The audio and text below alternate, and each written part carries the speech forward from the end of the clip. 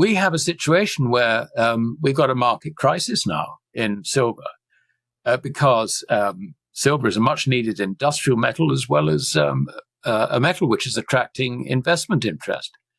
And so consequently, people are turning to derivatives, trying to turn those derivatives into physical metal.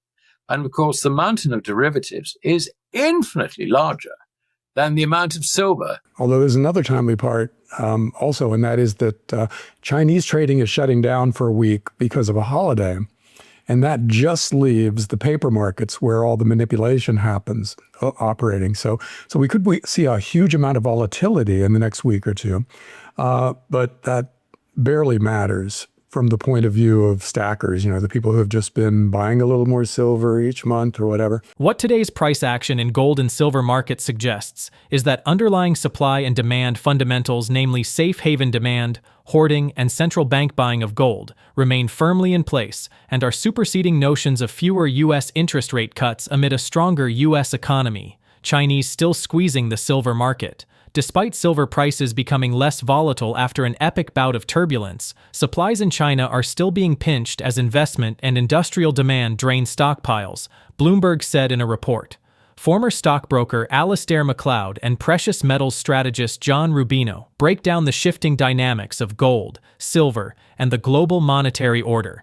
Alasdair Macleod argues that China's true gold reserves are likely far larger than officially reported, with substantial holdings kept off balance sheet under long-standing state mechanisms.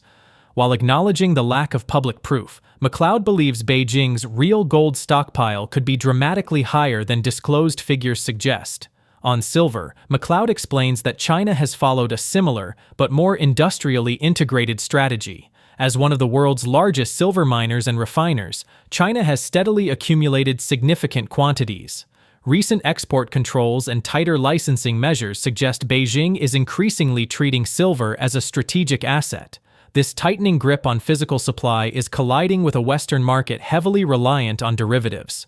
With paper claims vastly exceeding available metal, Alasdair Macleod questions how short sellers would source physical silver if forced to deliver.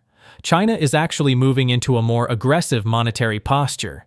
If you're ready for unfiltered truth and sharp market analysis, hit that subscribe button. Let's explore the latest insights from Alasdair Macleod and John Rubino's recent interview. I think that, the geopolitical thing, which is fascinating, is China. I know that China has accumulated an awful lot of gold, which is off balance sheet, as it were. And I've been rereading the original regulations of 1983, appointing the People's Bank of China as the government's sole agent for managing the state's gold and silver reserves, acquisition and dealing. And there's no doubt about it that there is a lot of gold in China, in the state, which is spread around various accounts. Article 4 describes how that can happen. And if you go on from there, there's a different mechanism for them to accumulate huge amounts of silver. We don't know how much silver, we don't know how much gold. My guess is that the state by 2022 accumulated something in the region of 20,000 tons. They will have accumulated a similar additional sum since then, in my view. Now, I've got no firm evidence of this whatsoever, but this is just working it out, circumstantial evidence, if you like. When it comes to silver, well, all you need know is that,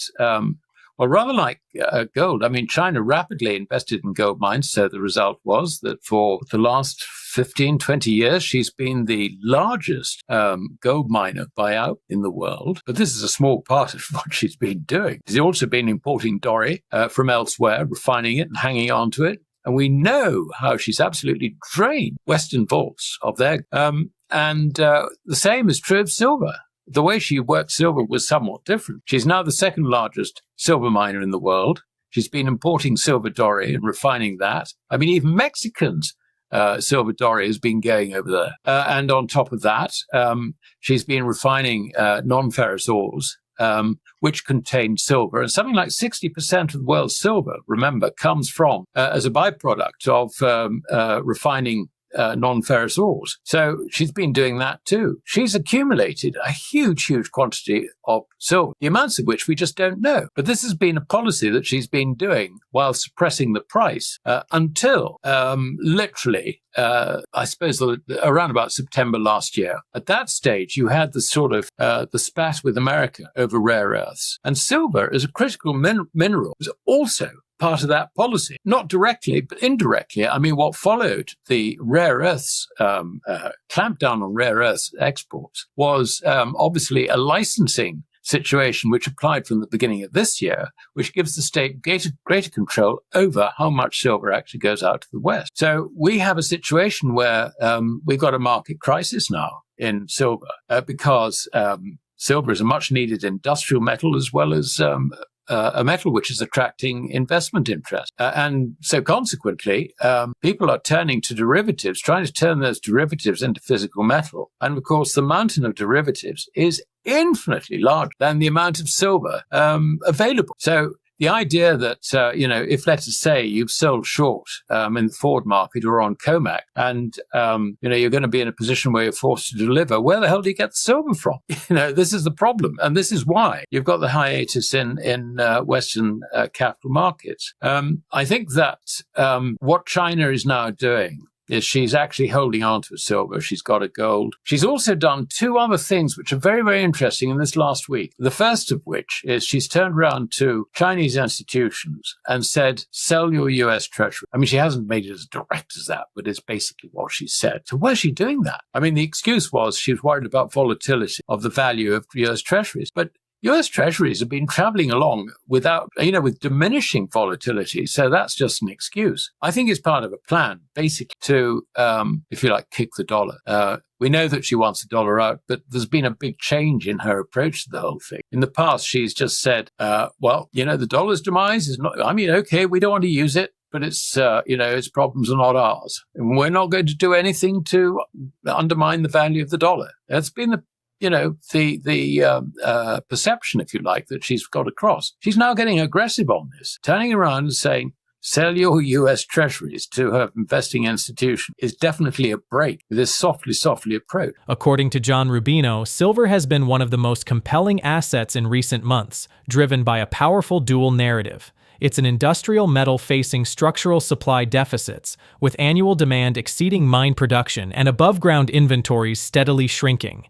The silver price has soared in recent months as investors return to a market that has been in a structural deficit for the past several years. However, the most significant rise came at the start of December, when momentum took over, sending silver on a historic run that pushed it to a record high of $116 by the end of January.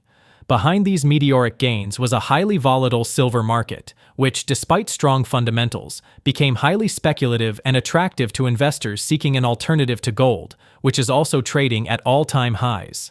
Experts show growing concerns that rising physical demand could strain paper exchanges if too many investors stand for delivery. Rubino predicts heightened short-term volatility, especially with Chinese markets temporarily closed for holidays, leaving Western paper markets to dominate price action. Let's jump into the interview. Silver is an amazing story, and it's, for maybe the past 3 or 4 months, has been basically the most exciting place to have any money invested. Now, the background of silver is great because it's got two stories, really. One is the monetary metal, and when gold goes up because currencies are being debased, silver comes along with it. The other, it's an industrial metal that we're kind of running out of.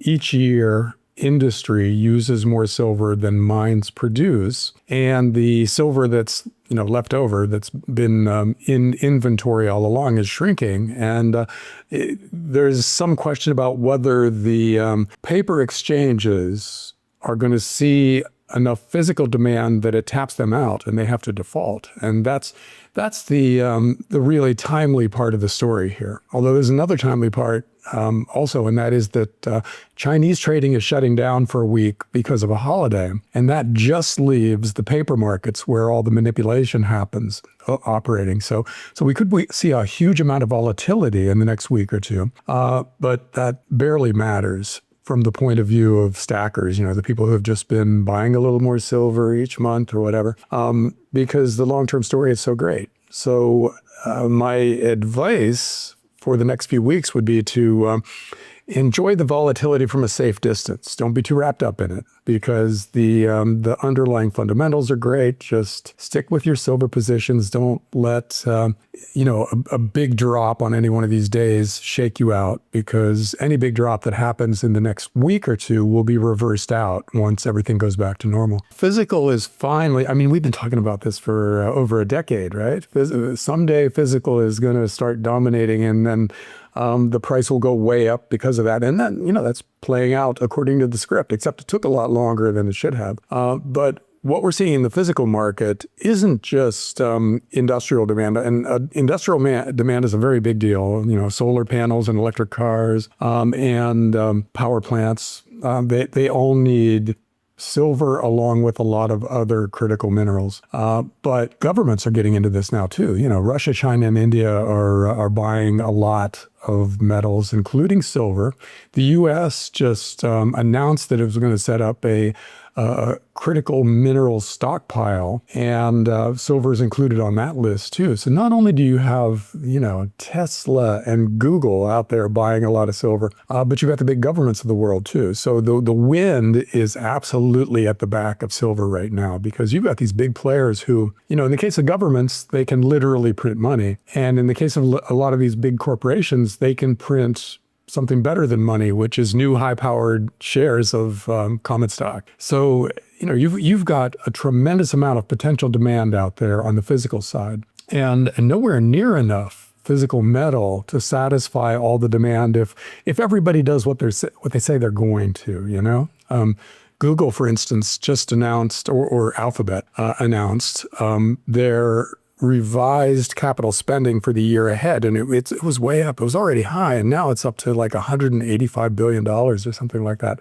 And a lot of that is going to go into AI data centers, which use varying amounts of silver. And you've got these new electric car batteries coming online a year or so from now that apparently are much better than today's batteries, and they use a lot of silver. So you got things like that out there in the market where governments are not price sensitive. They're buying because they need it as part of their national security policy. Companies that know they're going to need a lot of silver going forward, and they can't shut down their production lines because they run out, so they have to buy without a lot of price sensitivity.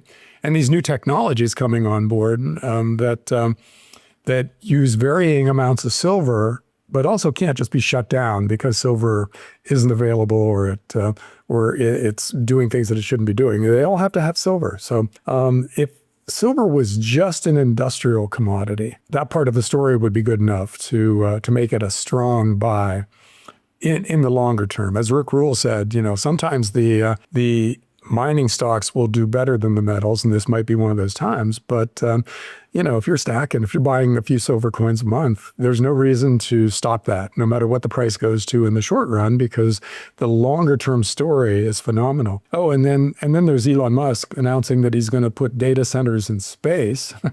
Presumably that's going to use some silver along with a lot of other important metals and minerals too. So, wherever you look, you've got something going on that's both unprecedented and really positive for silver. Well, yeah, it could be that they're trying to force down the paper price of silver and hope the physical price follows, so some of those big players get to step in and buy a lot of physical. That's par for the course for the commodities markets. You can never know what's going on behind the scenes. You can never trust a given trend because it can be reversed out in a heartbeat. So all you can really do is look at the fundamentals long term and position yourself so that when fundamentals finally dominate pricing, you're on the right side of that market, and in the meantime, I heard from a lot of friends who were kind of new to the silver market just lately when it tanked, because they were thinking, wow, okay, it's been going up for a year, so all I have to do is buy call options. and then it'll go up for another year and I'll make a fortune. And they were totally baffled when it just tanked because it didn't occur to them that that was a possibility. And it is a possibility. It happens in all bull markets, especially markets that are easily manipulated like commodities. So we just have to live with that. And again, you can turn it to your advantage if you have lowball bids in on mining stocks or something like that. They tank and you get them for 20 or 30% off today's prices, then they go back up. And that's a very common pattern, and it's one that could repeat this time very easily. It's easy to conceive of a 30% drop in the average silver miner and gold miner, followed by a nice big run back up to today's levels. So, if you've got the risk tolerance to be able to treat that like a buying opportunity, then it is an opportunity. Silver is back on every trader's watch list. Macro chaos, green energy demand, and viral silver squeeze chatter are colliding right now. Is this the moment to stack ounces aggressively, or the point where late bulls get punished hard? If physical supply continues tightening while paper claims multiply, are we approaching a moment when the precious metals market is forced to reprice based on who actually holds the metal, not who holds the contract? Let us know what you think in the comments. If this video brought you any knowledge, give it a like, subscribe, and ring that bell so you're always in the loop. See you in the next video.